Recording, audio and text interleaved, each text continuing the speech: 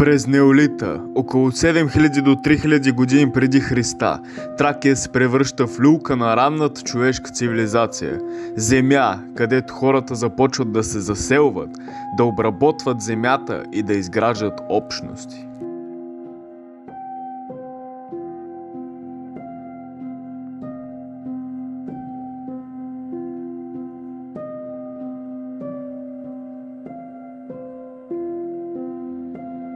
Тези първи заселници създават малки села и овладяват земеделието, отглеждайки пшеница, ечемик и бобови култури.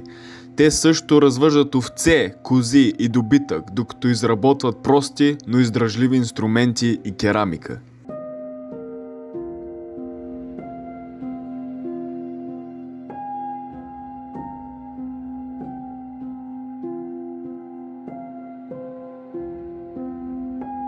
Неолитните тракийци не само са били практични, но и артистични.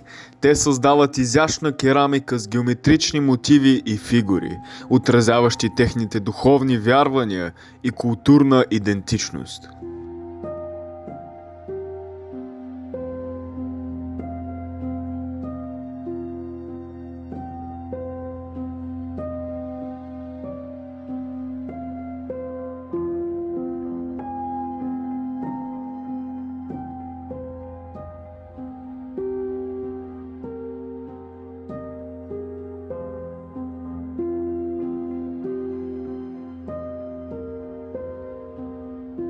Духовният живот е бил дълбоко свързан с природата. Ранните тракийци почитат природните елементи, а доказателства за ритуални практики разкриват връзката им с плодородието, смъртта и космоса.